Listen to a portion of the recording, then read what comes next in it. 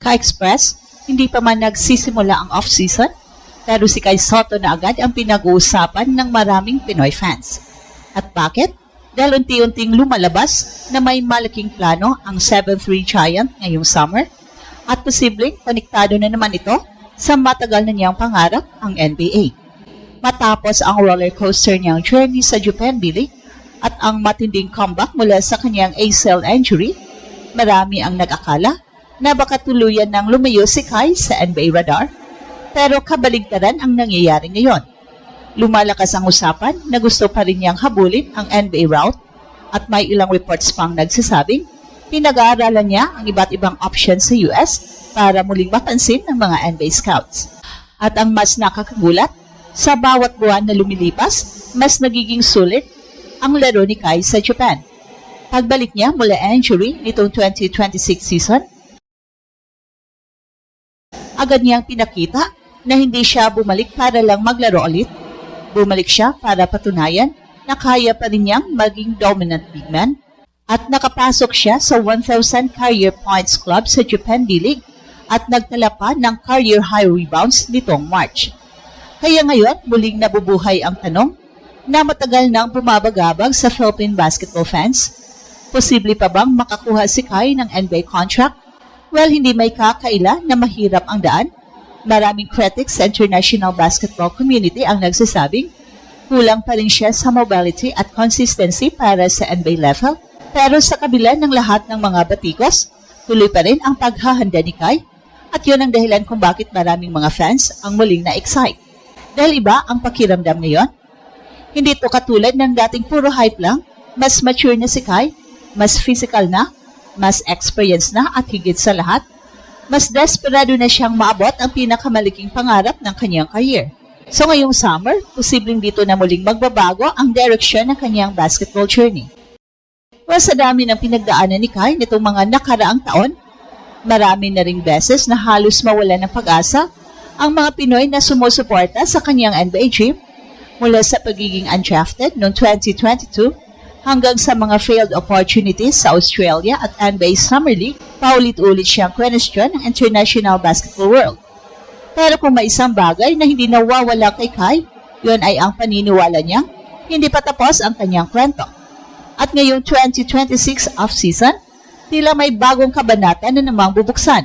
Ayon sa mga lumalabas na reports at insiders, patuloy pa rin daw ang paghahanap ni Kai at ng kanyang camp ng paraan para makabalik sa NBA radar. Isa sa mga lumutang na posibilidad ay ang pagbabalik sa US basketball environment upang mas mapansin muli ng NBA organizations. May usapan pa nga tungkol sa possible NCAA route dahil sa pagbabago ng amateurism rules sa US. Noong una, maraming fans ang nabigla rito. Dahil isipin mo, isang professional player na galing na sa Australia, Japan at international competitions, posibleng bumalik sa college route para lang muling habulin ang NBA. Pero kapag mas pinag-isipan mo, doon mo makikita kung gaano kalalim ang kanyang determinasyon. Hindi siya sumusuko at yun ang dahilan kung bakit maraming beses na siyang binatikos online, hindi pa rin nawawala ang suporta ng mga Pinoy fans sa kanya. Well, sa katunayan, bawat update tungkol kay Kai ay agad nag-viral dahil simpleng training clip lang o Japan B-League highlight, milyon agad ang views at engagement.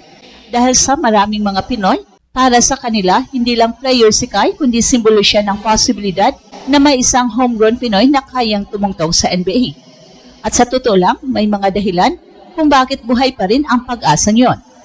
Una, mas nag-improve ang katawan ni Kai ngayon kumpara nung Adelaide 36ers at sa G-League Team Ignite days niya. Mas physical siya sa ilalim, mas controlled ang kanyang galaw at mas marunong na siya pumili ng spots offensively. Sa Japan, unti-unti niyang natutunan kung paano maging efficient kesa puro raw potential lang. Pangalawa, mas lumalawak na ang kanyang experience laban sa international competition. Hindi na siya simpleng developmental prospect, nakalaban na niya ang iba't ibang styles ng basketball, Australian, pace and space, Japanese movement, heavy system, at FIBA physically kasama ang gilas. At pangatlo, may natural advantage si Kai na hindi madaling turuan ang kanyang laki at touch. Sa NBA ngayon na muling bumabalik ang halaga ng skilled big men, May maliit pero totoong pagkakataon para sa isang player na tulad ni Kai na makakuha ng training camp invite o two-way opportunity, lalo na kung magiging maganda ang kanyang performance ngayong summer. Pero syempre, hindi magiging madali ito. Maraming international fans at analysts ang nanatiling critical sa kanya. May ilan pa rin nagsasabing kulang si Kai sa speed at consistency para sa modern NBA system. At yon ang reality na kailangan niyang harapin. Pero dito nagiging interesting ang sitwasyon dahil habang tumitindi ang duda ng iba, mas lalo ring lumalalim ang hunger ni Kai na patunayan silang na mali sila. At minsan doon nagsisimula ang pinakamapanganib na comeback story. Habang tahimik na naghahanda ang karamihan sa off-season, si Kai naman ay tila may mas malaking misyon ngayong summer. At ito ang dahilan kung bakit muling umiinit ang usapan tungkol sa kanyang NBA dream. Sa Japan kasi, malinaw na nagbago ang tingin ng maraming tao kay Kai matapos ang comeback niya mula sa kanyang ACL injury. Hindi biro ang kanyang pinagdaanan. Maraming players ang hirap bumalik sa kanilang dating galaw pagkatapos ng ganong injury, lalo na para sa isang 7'3 center na heavily dependent sa balance at mobility. Pero nang bumalik si Kai sa Japan B-League, agad niyang pinakita na hindi siya simpleng recovering player lang. Mas physical siya ngayon, mas composed, mas marunong bumasa ng laro at higit sa lahat, mas mature ang kanyang approach sa basketball. Well, sa totoo lang, yun ang malaking difference kumpara sa batang Kai nung Adelaide at Ignite days niya. Noon kasi, parang laging nakatutok ang lahat sa potential, laging future tense ang usapan, pwede siyang maging ganito, pwede siyang maging ganyan, pero ngayon, unti-unti nang nagiging actual production ang pinag-uusapan. Nagkaroon siya ng career high rebounding game sa Japan B-League, naging mas efficient scorer, at mas naging consistent sa depensa. Kahit ang mga dati niyang critics napapansin na mas lumalalim ang understanding niya